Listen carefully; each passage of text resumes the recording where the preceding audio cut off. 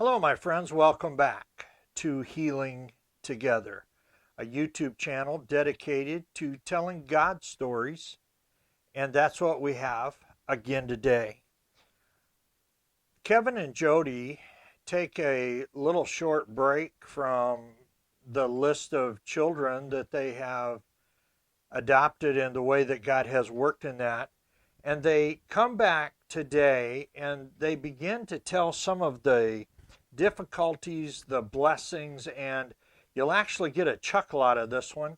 The last one was quite serious, and we actually ended with an invitation to join God's family, and I'm glad for that. But this one, we come back and we see how Satan works to try to derail the success of what God is trying to do. There's several children this time that are up for adoption, and we're going to hear how that Satan tries to derail that. And if you remember rightly, the base scripture for our passage for this YouTube channel is Revelation chapter 12, verse 11. It says, "And they overcame him by the blood of the Lamb and by the word of their testimony." And so we see that in action in this episode. We'll see Kevin have to confront one of the workers and actually prays that God would give him the words to say. And God does. God honors that prayer. He works through that. So I want you to listen closely to how God works. You'll get a little chuckle out of this one. It's going to be fun. It's a little bit shorter, as you see. And we're going to learn a lot and have a good time in this one. Thank you so much for stopping by. Here's Kevin and Jody sharing some of the hardships and some of the blessings and some of the comedic things that God does when Satan tries to stop his plan. So come along and let's listen. I have to jump ahead just a little bit, a couple of years. A number of things come to mind in this. One is that we have to understand that Oregon has this law on the books. It's a bona fide law that at the time they were saying that if you had been the child's primary provider, oversight, parent, however you want to describe it. Caregiver, thank you. For 2 years, you were considered that child's psychological parent. And what that did was it raised your level up quite a bit in permanent planning. Permanent planning is that time where they've had the child in foster care for a certain amount of time, and they've realized the parents are not going to be able to do this. And so they move the child into a permanent planning situation where they terminate parental rights from the biological parents, and they move them into an adoptive phase. And that's where they start looking for families that will adopt the children.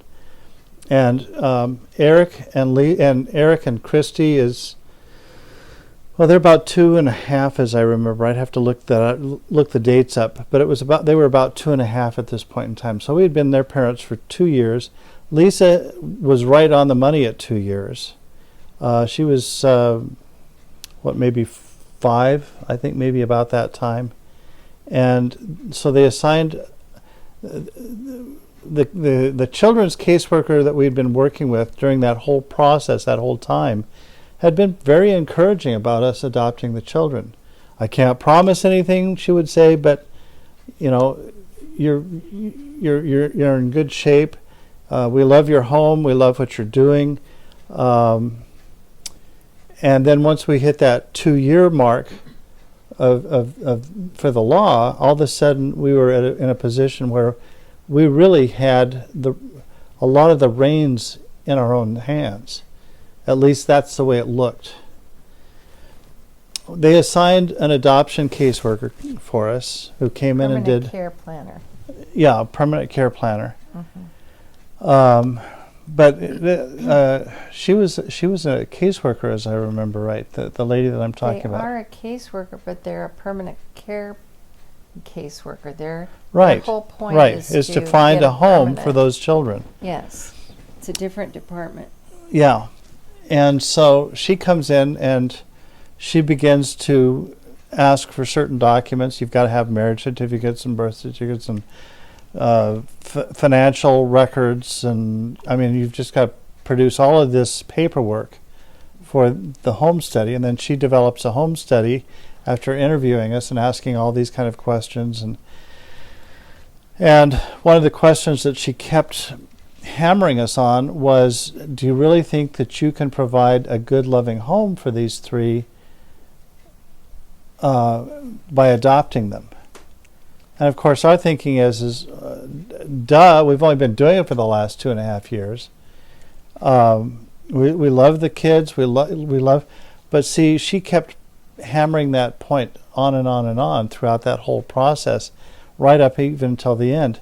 And then one day, she comes by and she, just for a visit, is what it looked like. And she comes in. Jody is sick at the time. I don't remember what it was, a flu bug or something. And we were homeschooling. Yeah. And it wasn't just for a visit. She had called and said, I need to come and talk to the children. Mm-hmm. So, Mm-hmm. you know. So anyhow, she comes in and Jody comes out and greets her at first and then goes back to bed. And I get called on a business call upstairs in my office. And so Pam goes downstairs and starts to talk to the kids. And the kids had been very happy and vibrant that morning. I joined Pam and the kids downstairs a little bit later, and Pam says, well, thank you very much. I've got all I need. And she makes a quick exit. Well, that night, we noticed at the dinner table that the kids were very, they were upset. They were very upset. And we kept trying to pull out of them what it was that had happened. What's the age group of the kids? All of them. I'm talking about all of them. What's the age? They were 10 Probably years old 10 or or so, 11. 10 years and down. Okay. 12. 10 And down. like I said, Eric and Christy were probably about 2.5 or thereabouts in that area. Okay. Lisa would have been about 5. And we couldn't get anything out of the kids. They wouldn't speak up. No matter what we asked them, no matter how we tried to frame the question, they just. But there was something noticeably. It was like a dark cloud had descended and had shut them up, and they just didn't know how to express what they wanted to say or what they should say. And we prayed about it that night. I remember we prayed about it, and I remember that we tried to talk to Alex and Marcy and try and get their. And they were not really open. They were just not open about it. But the next morning at breakfast, we kind of what? That night, I had to go down. I had to go into Lisa's room. I remember now. Several times she was just crying and sobbing. Bawling, yeah. Yes, and I finally said, "What is the matter?"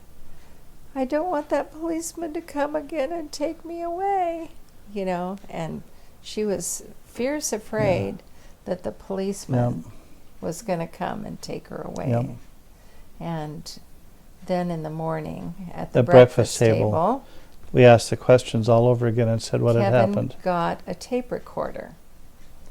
Kevin went and got a tape recorder, and he said, now I need to find out what Pam asked you and what you all talked about.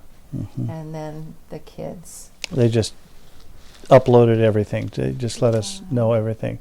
How she had gone down and she had been talking to the older kids in front of Christy, Eric, and Lisa. In front of them. They were right there in the room with them. Okay. Are you sure you want your mom and dad to adopt these 3? because they're going to take away a lot of your parents' attention. They won't be able to do as much with you. I can't even remember all that she said, but it was. You aren't going to have as many toys. Yeah, you won't have as many You're not toys. going to be able to go as many places with them. Yeah. You're going to suffer greatly. You need to understand if they take these 3 children. Yeah, if they adopt these 3 children. In front of them. Yeah, in front of them. And I mean, Jody and I were just mad enough. I mean, we were like a volcano. We were like, ready to "You just gotta be explode all kidding." over this woman. And so I called Pam up that afternoon, and I just said, I think you and I need to sit down and meet. A very even tone, very non-threatening tone. But I said, I think we need to sit down and meet. How about we meet over at Elmer's for breakfast in the morning? And Pam agreed, and we showed up. And like the first words out of my mouth, as I remember, is something to the effect of, "What in the hell did you do to my kids?" I said, "I have everything on tape from them." I said, "I've got you by the neck, and I'm going to start squeezing." And I basically threatened her. I said, "Either you turn this around for our adoption, or I will have your job. I know how to get into the media. I know how to talk to the media. I am more than willing to go after you, and I will take your job away from you." And I just laid it out for her. I said, "What you did is unconscionable. What you did was threaten those 3 kids in front of their other brothers and sisters." And I just went down the list, point by point by point.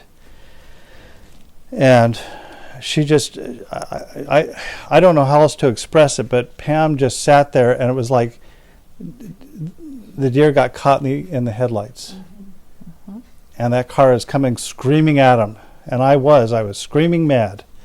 And I really asked the Lord in my prayers that day, "Lord, help me to rein in my anger, but I need to be very forceful. I know I need to be."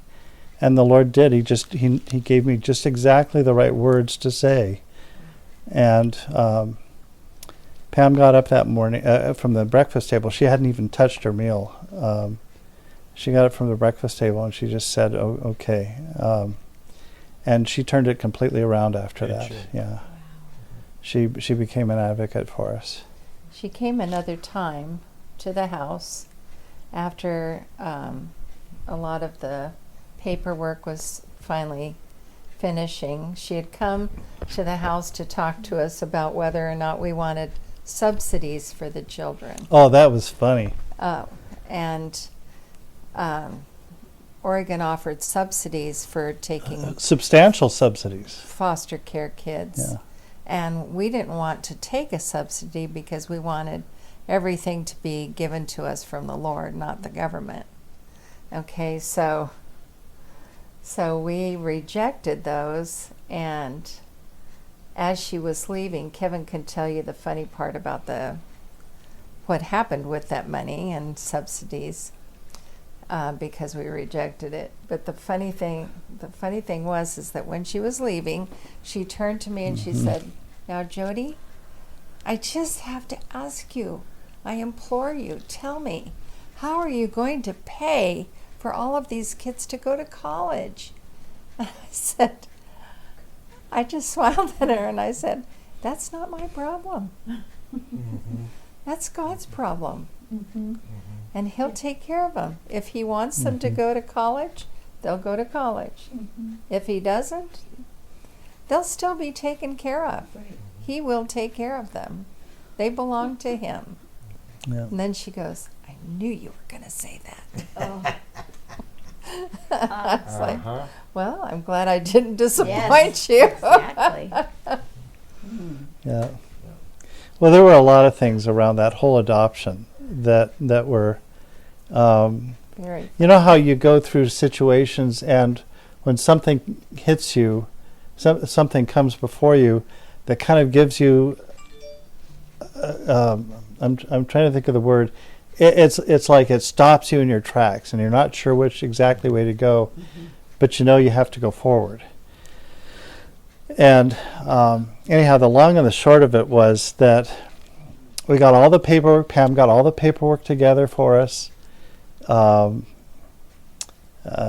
We had just a fantastic family attorney, Gerald Montgomery. I can't give enough praise to that guy because he's just And his team. and he's a solid Christian. He loves the Lord, and he was the one that did Diane's adoption. He'll do other adoptions following that, but even Gerald, I just talked to him on the phone recently, and he remembers Christy, Eric, and Lisa's adoption very clearly because of all of the comedic things that happened at different stages in it. One of the things that happened was that we got all the paperwork together, and Pam, as an adoption caseworker, as a permanent planning caseworker, you have to get all the paperwork together and then submit it to the main office back down in Salem for their final. They review everything, make sure everything's in place, all the I's are dotted and T's are crossed, and so on and so forth. Very simple process because everything's already done. All you have to do is just go through it page by page and check off to make sure it's all there. Because once it leaves their office, it goes right to the courts where it will be, the judge will just drop the gavel on it and it's done.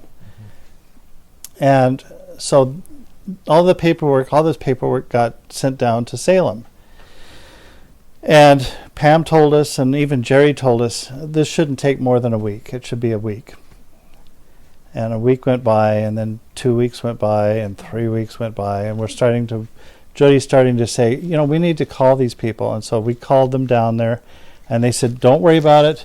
It's in process. We'll get to it. There's just a lot of others ahead of you. We'll have to just wait a little bit longer.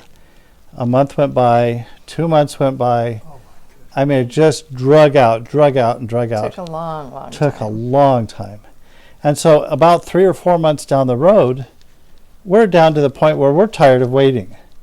This should have been rubber stamped by this time. I mean, it's like picking up a book and looking at the contents, the title, the you know what I'm talking about. Sure. Yeah. You just scan it and you're done. Well, they like to keep it on the books the way that it is for the very point of keeping the workers their quota at a certain level.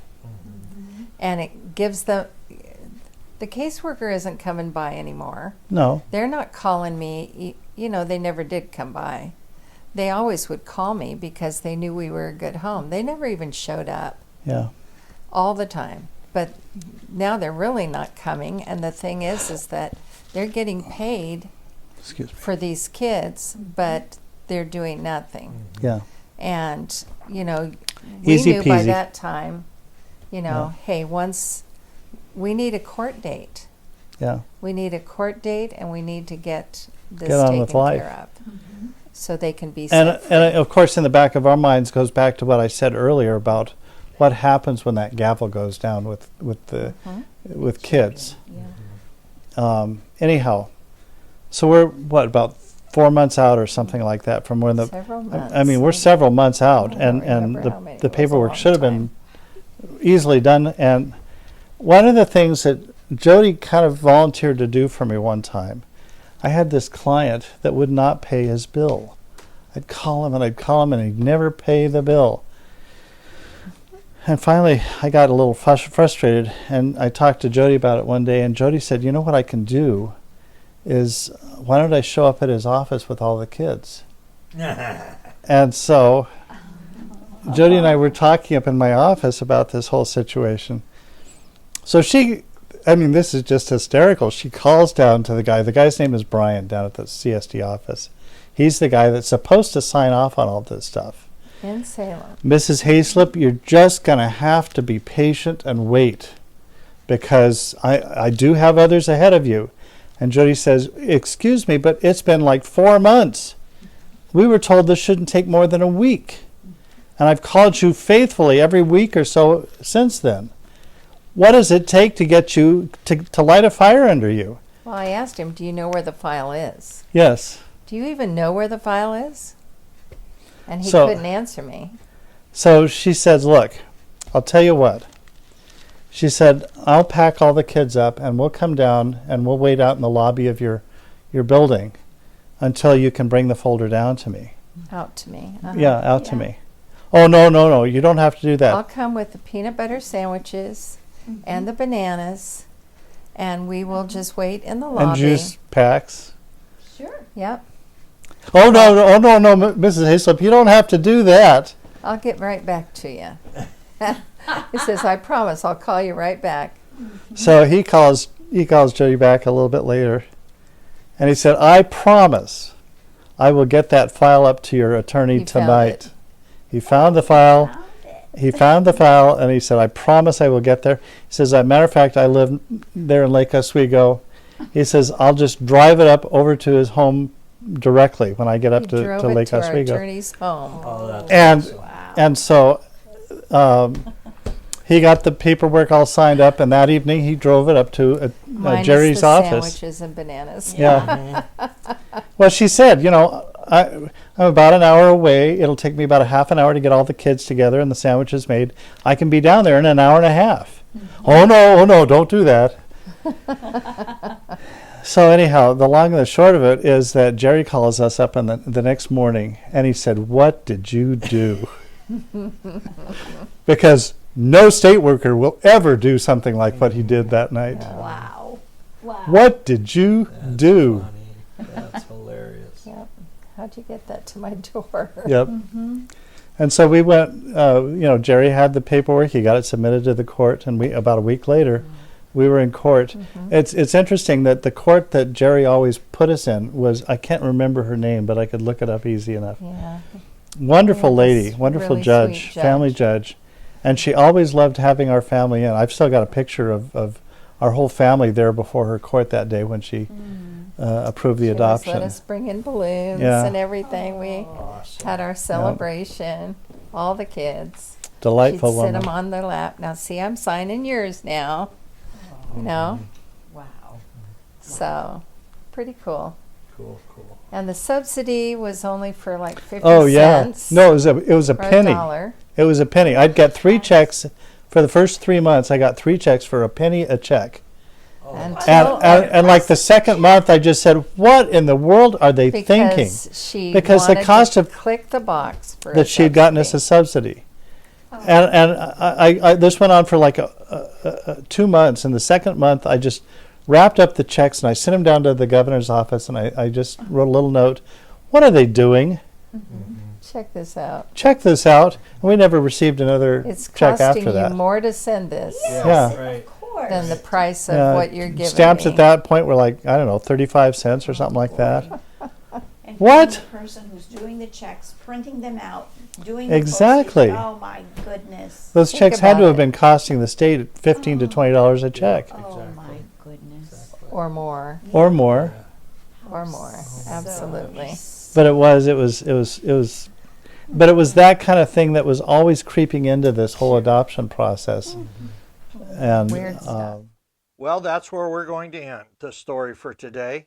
We'll come back next time on Tuesday to hear about Isaac and his adoption and how God worked in that setting. I know that you will enjoy that story. Remember, my friends, down in the description is the link for Kevin's book, Promises Kept. It is the story with timeline of how God worked and what God did through their lives adopting these children and the foster kids that they had. So please, if you can, stop by and grab a copy of that book. I know Kevin would appreciate it. I would appreciate it. And I know you will appreciate it too. Also, Kevin has written a book called They Left Their Nets and Followed Him. It is a 365-day devotional. I have used this as a devotional. It is an excellent, excellent devotion. It is a series of emails that Kevin wrote to a school, I believe, and So they condensed them and made them into 365 devotionals. You will greatly appreciate it. Thank you so much, my friend, for stopping by. Please, if you would, hit that like button and the subscribe button. If you would, ring that notifications bell. All of those things help us as we build our channel. We are up over 140 subscribers now. I'm excited about that. We're growing and growing in just 9 months from the time that we started. I'm very happy with it. We are pushing 90 videos, and so we are doing our part. Please do your part, as if you would, and hit that like button. Thank you so much, my friend, for stopping by. We will be back on Tuesday with the story of Isaac. Make sure you come along and hear that story. Thank you again for stopping by. God bless.